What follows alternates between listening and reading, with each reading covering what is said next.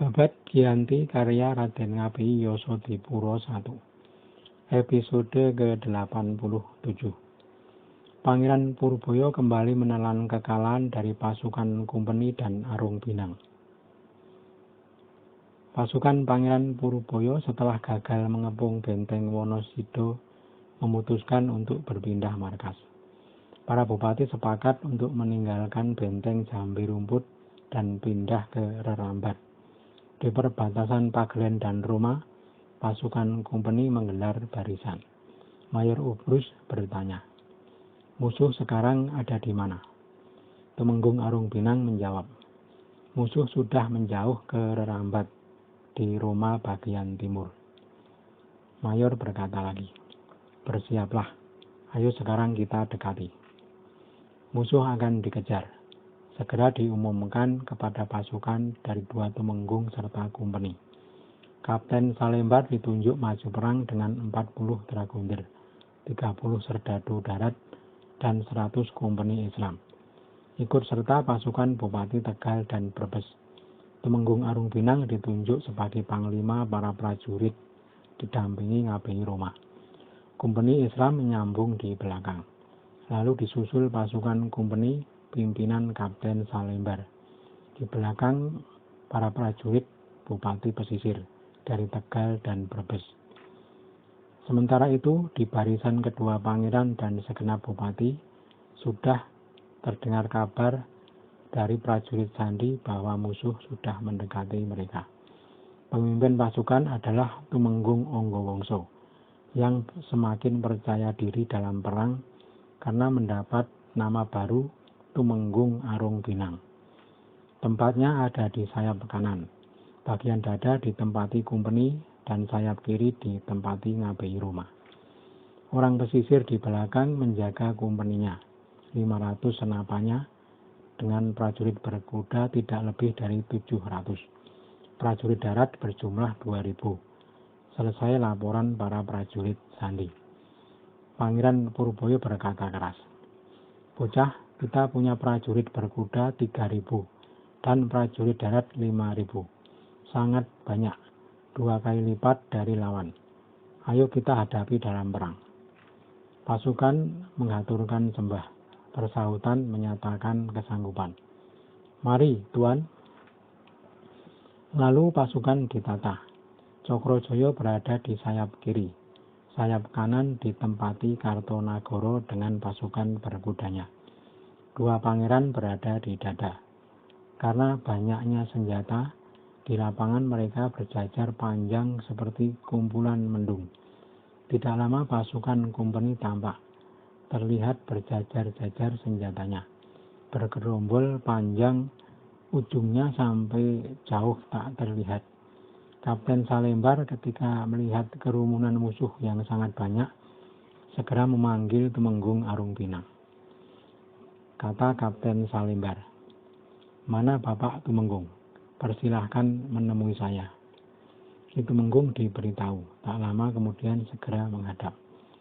Kapten Salembar berkata, "Bagaimana ini Bapak? Musuhnya banyak sekali. Apakah mereka mendapat bantuan dari Kabanaran?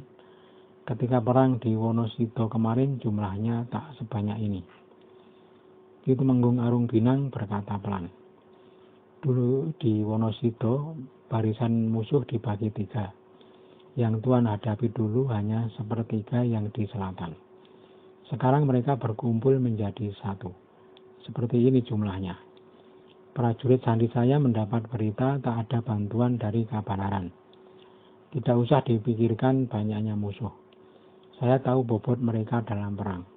Bukan saya meremehkan. Kalau saja bukan bangsawan, 2 pangeran itu sungguh tak berguna. Sudah sering berperang melawan saya dan tidak pernah sekalipun membahayakan. Yang sering terjadi mereka kapok. Kalau Pangeran Mangkubumi membawa 100 prajurit pun saya hindari, karena tak bisa ditahan. Tapi kalau pangeran yang ini, tambahkan sekian lagi, saya berani melawan. Kalau Tuan izinkan, akan saya serang dulu. Sayap kanan diserang dulu sampai patah. Biasanya yang lain ikut lari. karena mereka tak punya nyali. Kapten Salembar tertegun mendengar analisa Tumenggung Arung Pinang. Ya sudah, terserah Bapak saja. Tumenggung Arung Pinang ke selatan bergabung kembali dengan pasukannya. Para mantri dan para panekarnya semua. Ada 100 kuda. Ki Tumenggung ke depan memilih prajurit yang pantas dibawa maju.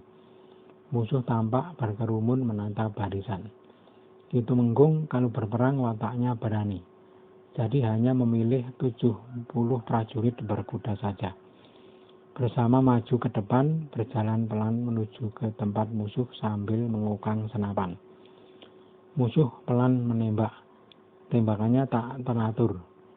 Tanda hatinya ciut. Ki Tumenggung memberi tanda dengan mencambuk kuda.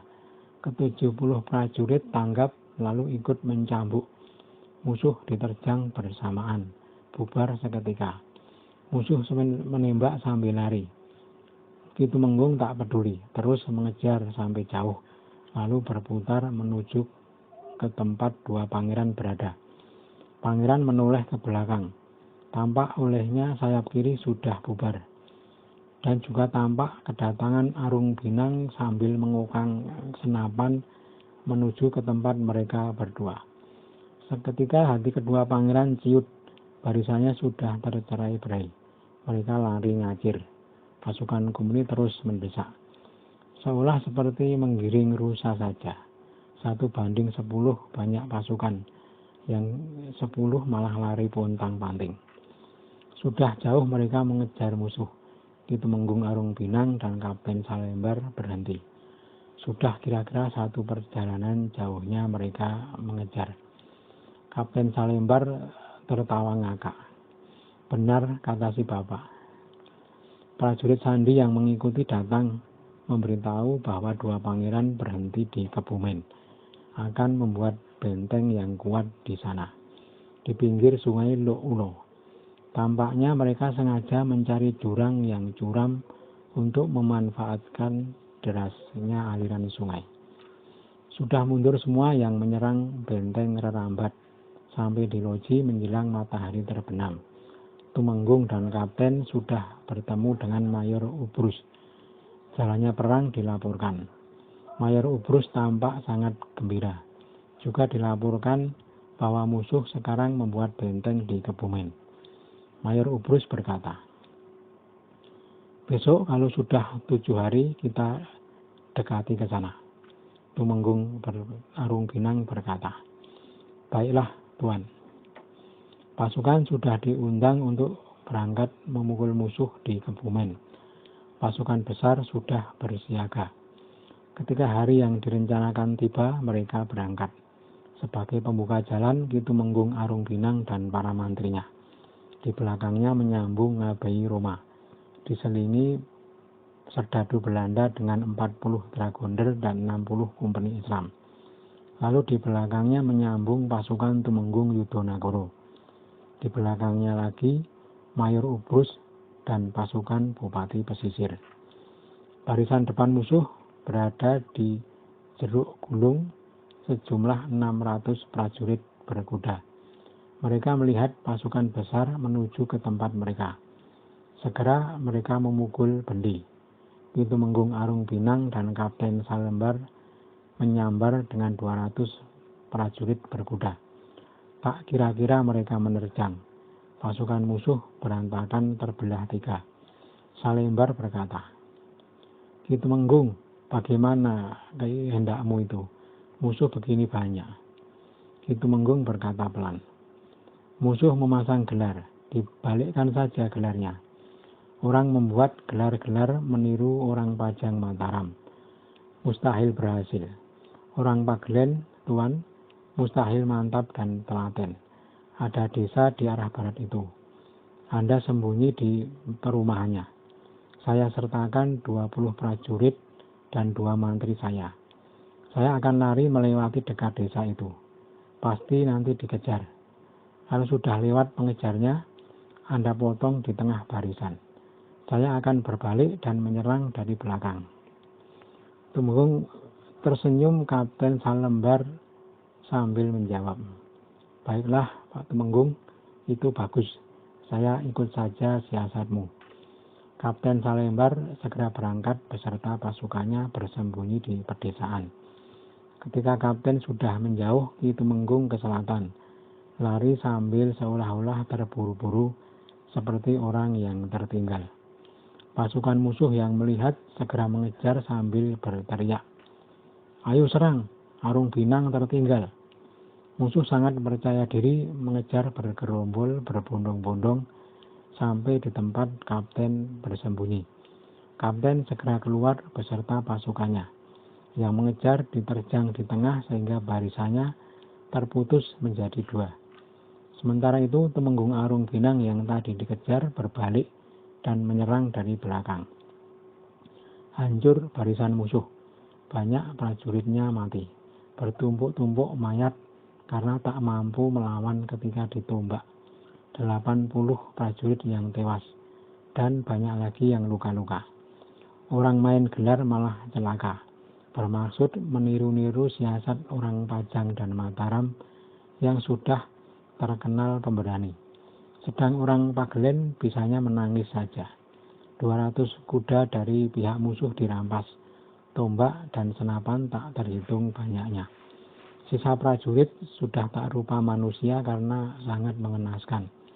Sedang yang bisa lari kencang sudah mengacir sampai di Kebumen.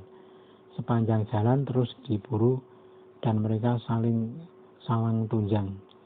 Banyak pula yang mati di jalan. Di desa Soko, pasukan Arung Binang berhenti. Pasukan Mayor Ubrus dan para bupati yang berada di belakangnya sepanjang jalan keheranan karena menemukan banyak mayat-mayat berserakan.